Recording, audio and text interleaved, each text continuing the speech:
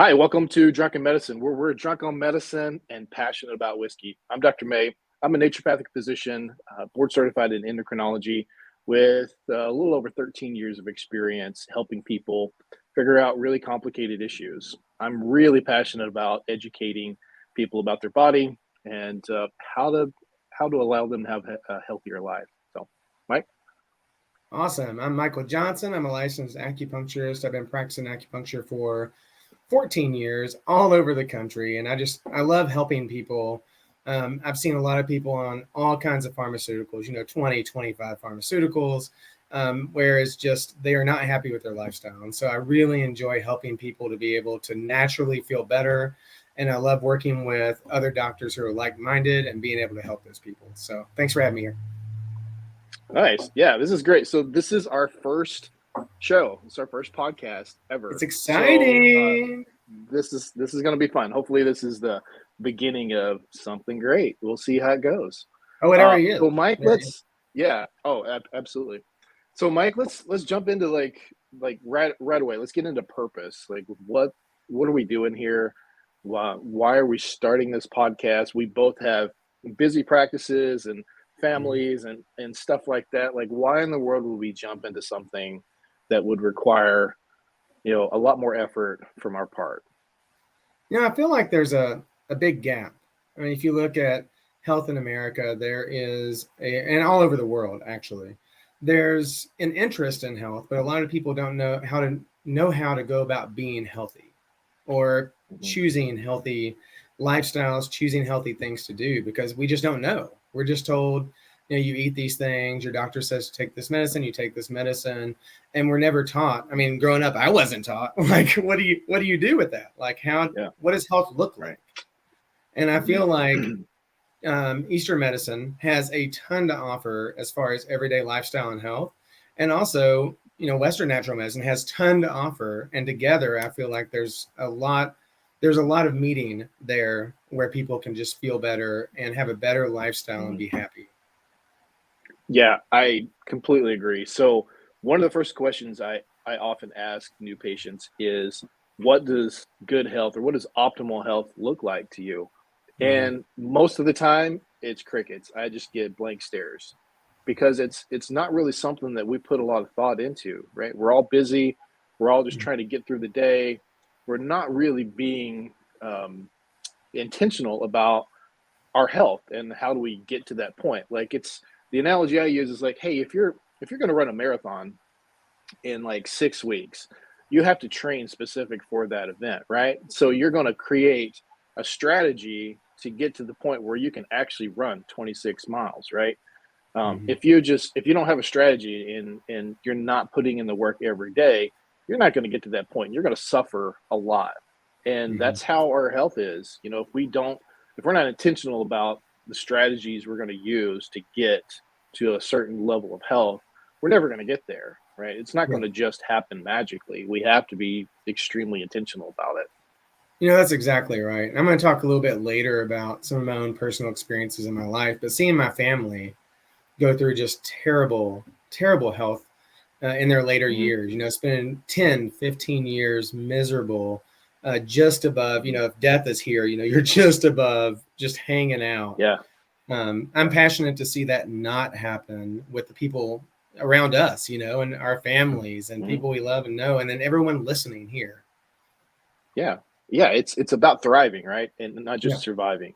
It's Absolutely. like, what quality of life do you have if you're just surviving and just under that like death level, right?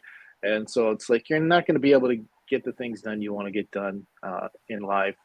And so, anyway, I totally agree. It's about helping people thrive in life, and health is a huge component of that for sure.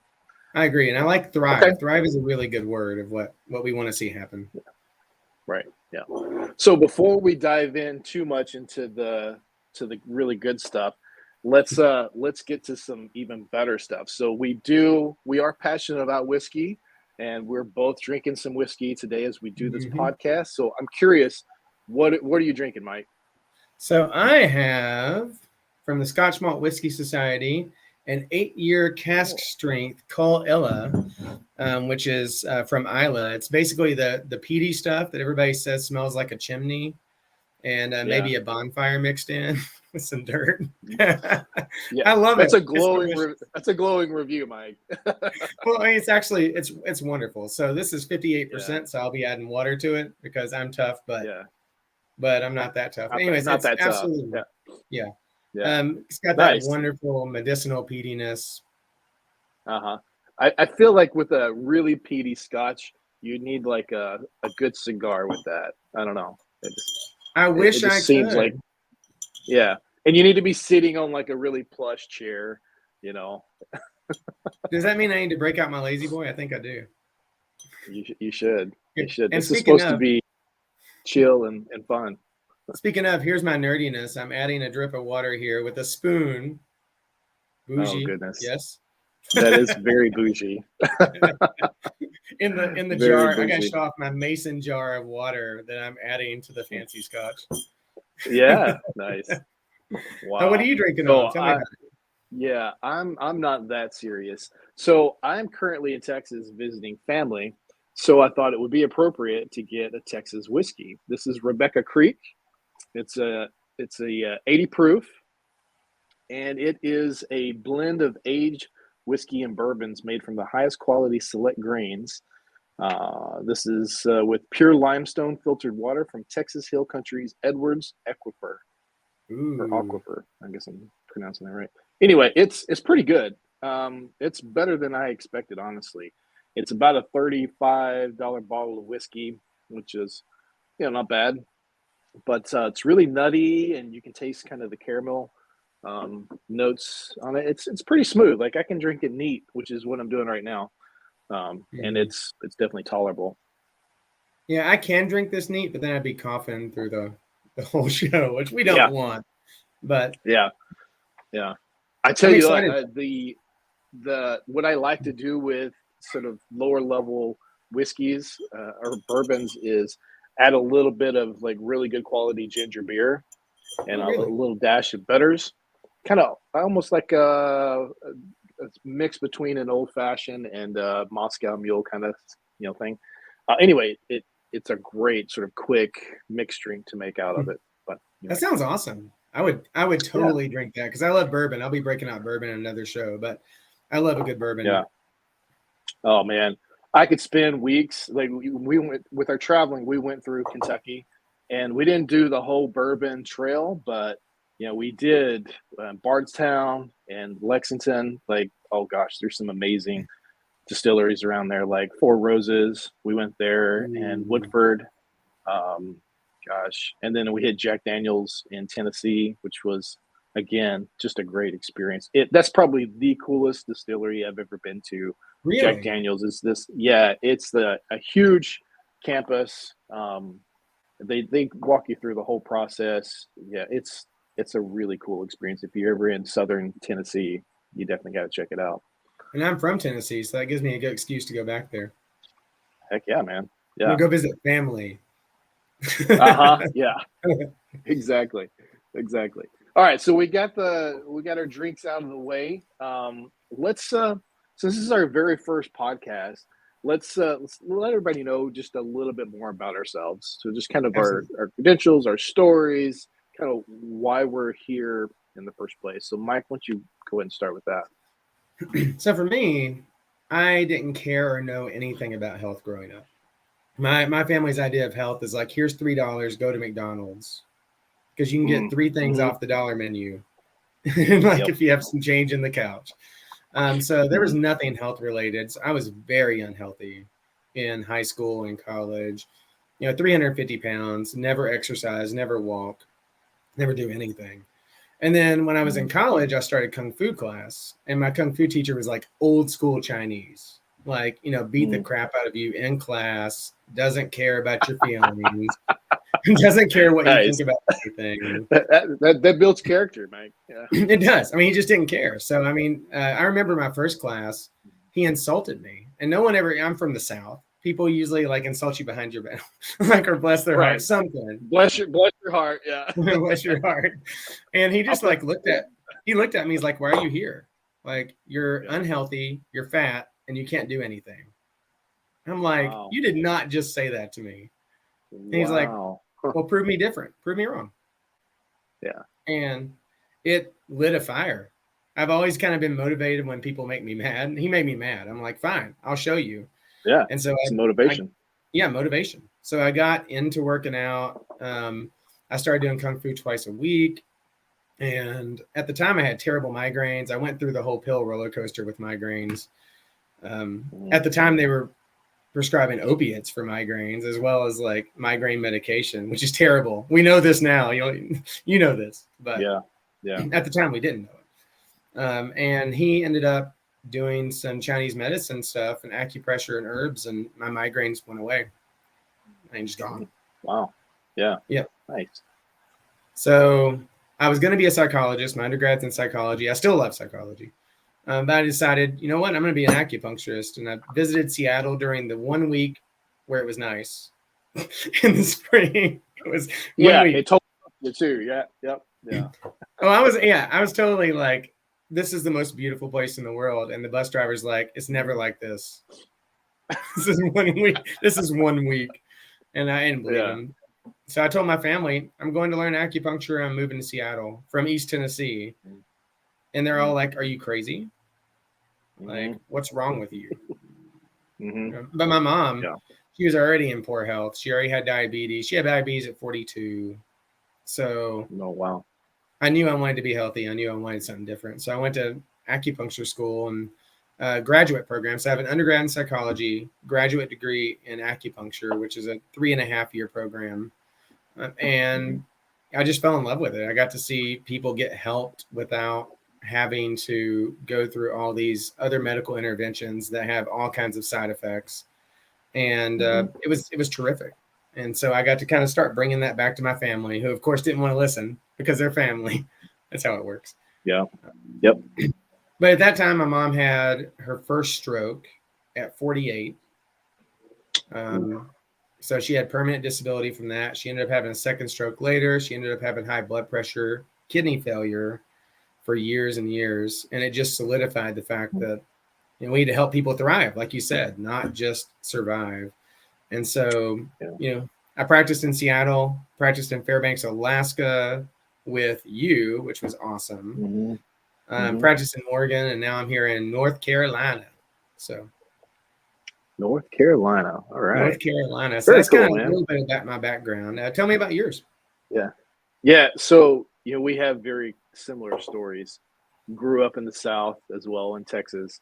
Um, and just, I noticed at an early age, that, family, the people around you just, weren't healthy. They had, several issues, were on a lot of medications already at a, early age, like under 50. Um, Mm-hmm.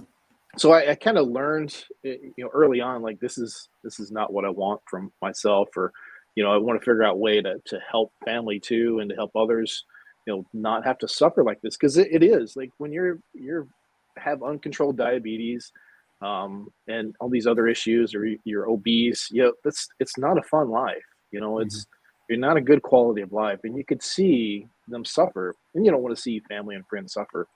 So early on, I thought, well, I'm gonna figure out a way to help. So I went into the fitness world first.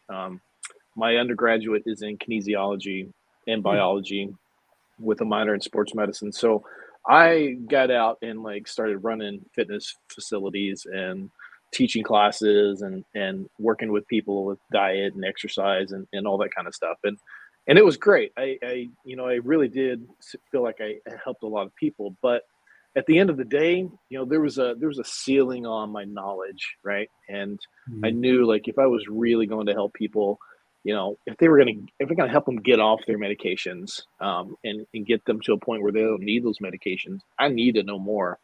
So I started looking into medical school, and I kind of worked through a progression of like, all right, what's kind of the typical MD sort of allopathic medical school, and so I looked at the curriculum, talked to several doctors, even shadowed some, and just realized, like, man, this is not my idea of like what medicine should be. Like, it's just Mm-hmm. It's very sort of algorithmic. It's if this, then that. If you have this condition, we give you this medication, or you have this surgery. And it's like the tools in the tool bag were pretty minimal, right? Yeah. And so someone introduced me to osteopathic medicine, which sounded great. I read all of Andrew Taylor Still's, who's like the father of osteopathy. I read his stuff early on, and it sounded great because it was this sort of holistic model, Mm-hmm. right? And they did spinal manipulation and all this kind of stuff. It seemed really, really cool. And they had a school there in Fort Worth, where I was living. So I applied there, got accepted, and started shadowing some DOs in the area, and you couldn't tell a single difference between them and the MDs. So I Wow. was pretty discouraged, and I Mm-hmm. was actually training a chiropractor at the time who told me about naturopathic medicine, and I had never even heard that word uttered before. So I went home and started investigating and thought, wow, this is, if I had to write down what I thought medicine should be, I looked at the tenets of naturopathic medicine, and that's what it was. Mm-hmm. There's like 6 principles of naturopathic medicine. One is there's a healing power of nature. So it's like part of this is just getting people, eliminating obstacles and let your body do what it can do. There's like identify and treat the cause, which we don't really do a whole lot of in sort of a modern medicine. It's true. It's true. There's doctor is teacher, which is great because that's where I actually focus a lot on now is teaching people about their body. Treat the whole person. Well, that's a concept that is, antithetical to sort of our modern way of doing medicine. We really isolate things down. You go to your endocrinologist, you go to your gastroenterologist. Like we have all these specialties that just Yeah. focus on one little point, and they're really good at that. But rarely does anybody actually account for the whole person. Yeah. It's And looking at then the the body last as one a is team. Yeah. right, exactly. And then the Mm-hmm. last one is prevention. Like how do we become more preventative minded and prevent these, have strategies to prevent these illnesses before they actually come about, which makes them harder to treat. So anyway, after like reading through that, I was like, man, I am hooked. And so I did a complete 180 and decided to go to school in Seattle. That's where we actually first met. It is. Um, and we were in the same school but different programs. And Mm-hmm. well, I tell you, it was a culture shock for me. Not only It's going true. from So true. small town Texas to big Seattle, and just Yeah. like this sort of conservative versus liberal sort of atmosphere. But our school Mm-hmm. in itself was very, very liberal as well. So anyway, it was a good experience. It really was. It kind of got me out of my comfort zone and exposed me to a lot of things that I'd never been exposed to before. Mm-hmm. Granted, there were some things that the sort of naturopathic medicine can sometimes get a bad rap. It gets into people think it's a lot of voodoo and snake Mm-hmm. oil and just like unsubstantiated therapies. And I mean, there is some of that, but the large majority, it was phenomenal. I loved my education. um, I loved learning a ton of different modalities, from herbal medicine to pharmaceuticals, to homeopathy, which I didn't stick with me, but physical medicine techniques. So we did learn how to, do spinal manipulation and pain management and stuff like that. So anyway, it was a great experience because I came out with a lot of tools in my toolbox, not Mm-hmm. just prescriptions and surgeries. So anyway, that's where it is. And from there, I went straight to Fairbanks, Alaska, where we got to work together for a few Which was years as awesome. well, which was Yeah. great. Yeah. And so I'm still mostly in Fairbanks, and then I'm actually getting ready to set up a new practice in Montana, Whitefish, Woo! Montana. That's Yeah, so I'm pretty awesome. excited about that. Congrats. Yeah, yeah. It's exciting. So anyway, that's basically my story at this point. It's funny you mentioned something you mentioned is you were talking about not being happy with the direction of Western medicine and medical doctors in general. I didn't mention it, but that was kind of a similar experience with me in psychology. I got accepted into a clinical neuropsychology program at East Carolina for graduate school. Hmm. And I love neuropsychology and like how the brain works and how it interacts with psychology. And I talked to one of my mentors, and it was kind of the same thing. He said, do you want to answer to someone who's just going to put your patients on a ton of meds and just medicate the heck out of them. And then you get to do the psychology part while they're completely, super, super medicated. He said, that's where we're at right now. He said, so if you go down this path, that's where you're going to go. And so I had kind of the same realization you did, is like, that's not how I want to do things. It's just not. Yeah. Yeah. And I'd say from my experience, it's not an easy road to go down because, when you're talking with other providers, MDs, DOs, whoever it is, they're sort of functional medicine, integrative medicine, naturopathic medicine, whatever you want to call it, alternative medicine, all of those, can come with a stigma around them. So sometimes it's difficult to create, good referral systems and ways to kind of communicate with other providers, that can benefit the patient. Because the more we work together, I feel like the better care we can provide people, holistically anyway. And I don't, in my experience, that's been a tough road coming from this side of the table, being able to create, those referrals and networking systems like that. What's your experience been? I completely agree. And I think, we all call it alternative medicine because that's kind of the name it's been given. But the very name kind of bothers me because it's like, it's like there's real medicine and then there's alternative medicine. But you're right. I mean, that's what it's known as. But even that term within, the circles, it's like, it's this lesser term. And it's like, you're one of the best doctors I've ever met. You were my doctor for years while I was working with you. Like, you're an awesome doctor. So, like, yes, it's alternative as far as what's going on in culture, but like, it's more holistic than any other doctor I've ever seen. And the same thing for acupuncture. It's so holistic because it takes the body as a whole. Instead, like you mentioned, instead of just saying your shoulder hurts, I'm going to take that apart. I'm going to send you to a specialist just for your shoulder. Well, what if it's affected by your neck? What if it affects other things in your life? Well, don't worry about that. We're worrying about your shoulder. Right. And I feel like that's something that both of our medicines really excel at, is how it affects the whole body, how your body is in the environment, because the environment, everything around you also affects your body, which also affects these specific joints. But anyway, sorry, soapbox. Back to your question. I agree. Referral sources can be tough, especially with acupuncture too. People are like, is it that Eastern Taoist thing where you're going to make me, follow your religion, or, the weird energy stuff? Do you have crystals you're going to wave over me? What's going to happen? Right. Yeah. So, and acupuncture has been around for what, thousands of years, right? Yeah, and at so least it's 2,000 years. Yeah. So do we just dismiss that because it doesn't follow the same sort of ideas of what modern medicine has sort of created, right? Yeah. And so the thing I like about this alternative medicine, or whatever you want to call it, is it's not dismissing modern medicine. It's trying to create this balance, like almost kind of this yin and yang of traditional medicine and modern medicine together, right? Yep, I agree. And I feel like that's the best of both worlds, right? Like, Yep. why wouldn't we do that? Because, people in the past, like in acupuncture and other forms of medicine, they were really good at observation, right? Yep. Because Very they true. had to be. They didn't know things about the body that we know now.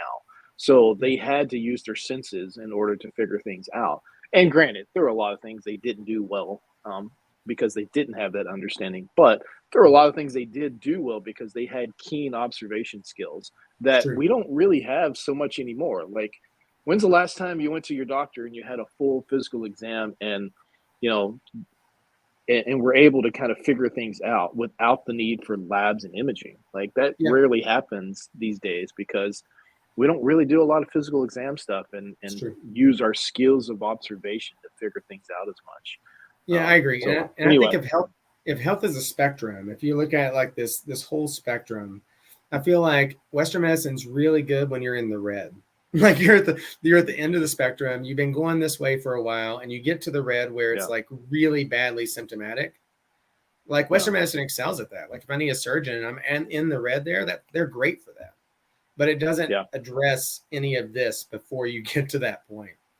Yeah. It's like, okay, we're not doing it. You're healthy, you're healthy, you're healthy. You have a disease, and now we're going to treat it because Yeah. it fits Yeah. these, certain parameters. And then that's, you go from healthy to disease state like immediately. And like we obviously know intuitively that's not the way it works. There's a lot of dysfunction that occurs for years, even decades, before you develop that disease state that we then want to treat with medication. So yeah, you and I, we really exist in that part of that dysfunction part of the spectrum there Yep. to help turn people around so they don't continue to develop those diseases. So, And maybe even when people don't realize there's a problem, we'll talk about this in other shows, but it's like they think their digestion's normal, and then you find out they're mhm. having a bowel movement once every 2 weeks, and it's hard to Yeah, pass, and they feel terrible, and their stomach hurts, and it's bloated. But as far as disease goes, they don't have a disease. right. So, Yeah, from a but Western perspective, their quality of life is not very good. it's true. It's true. And Yeah. so I think that's where we can really excel. And, you know, I'm looking forward to helping people. Like, people are going to be listening to this or watching this. Like, they're going to be able to Mhm. improve their life every single time. And I love that. I think it's Yeah, amazing. yeah.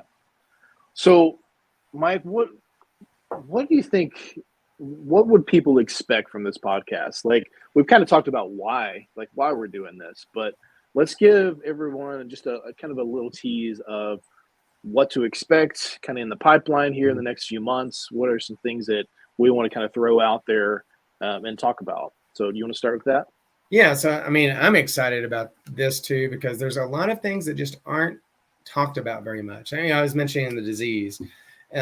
People just don't talk about, a lot of men's health stuff like hormonal testosterone. A Hmm. lot of men have issues with low testosterone that they just never know, because there's no way to Yeah. know, because it's not showing up as an acute disease. Hmm. And, people just don't know, thyroid issues, all kinds of hormone issues where, you may be sub disease, where you're not quite to that disease state, but it's still affecting your life, and it's going to eventually become disease.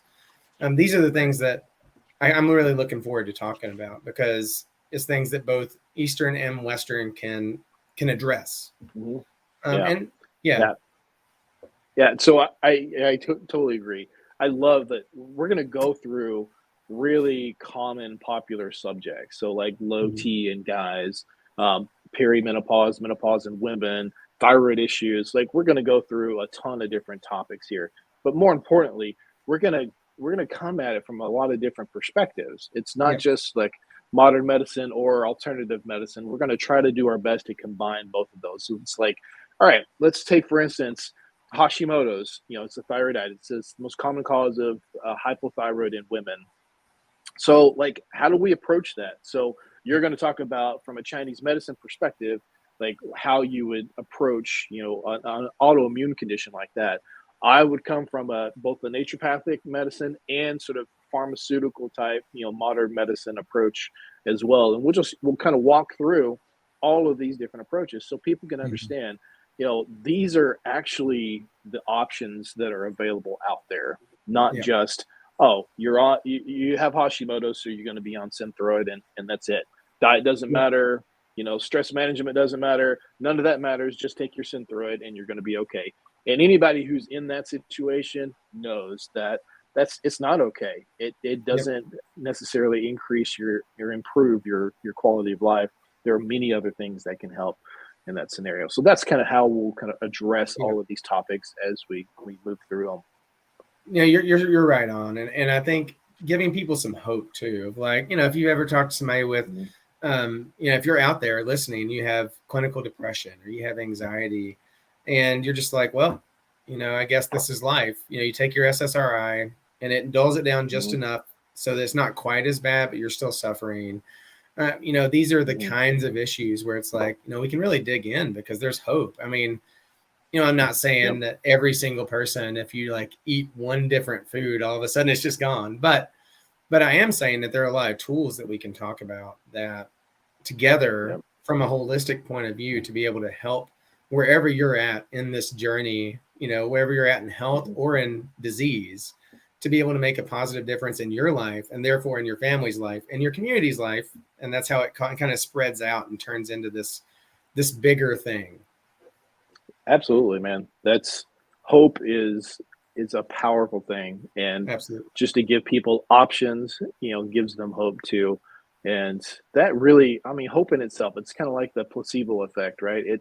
It actually does. Like we learn what the placebo effect is. Like the power of the mind Mhm.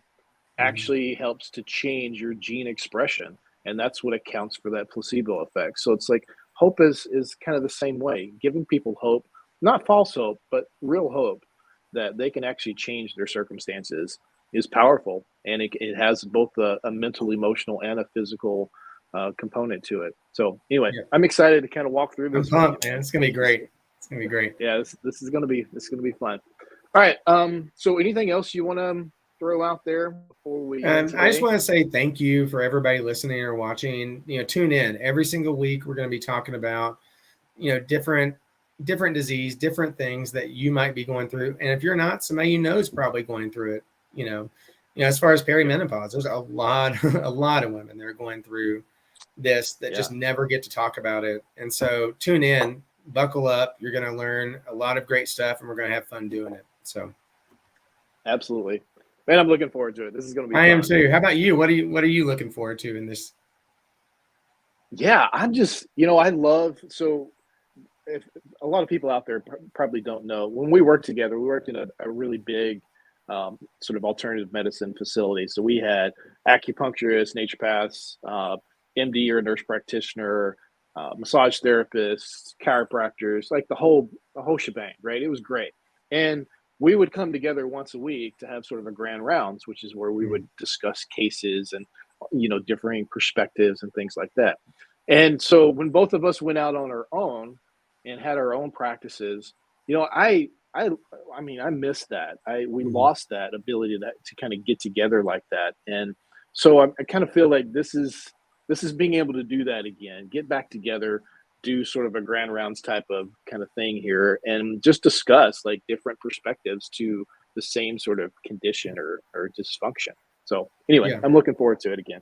I completely agree. And one more thing that I think is important for the viewers, if there's a condition that we're talking about different conditions, and they're one like, why aren't you talking about this? It's super common. Mhm. Message us, email us. You'll have our information, and we'll be glad to add whatever it is that you want to know more about. So Yeah. I mean, you said it before. We're both passionate about helping people, educating people so they can have better lives. This is just an extension of that desire. Because, like I said, we both have really busy lives that we wouldn't be doing this unless we were really passionate about helping people just, yeah, like I said, thrive and live better lives. So, anyway, absolutely. it'll be fun. I think we're going to hopefully put out some good information out there. And yeah, I'm looking forward to doing this with you, Mike. This will be fun. Yeah, yeah. I think the hardest part is going to be trying to have a different whiskey every week. I don't think that's going to happen. So. Oh, yeah, yeah, yeah. I got to thinking about that. That might not be healthy either. I'm going to recycle. I'm just going to recycle some. Yeah, there you go. There you go. That'll work. All right, buddy. Anything else you want to throw out there before we end? No, I mean, I'm just excited to be working with you again, and it's going to be a lot of fun, man. Okay. All right. Sounds great. Well, we'll see you all next week. Have a great week.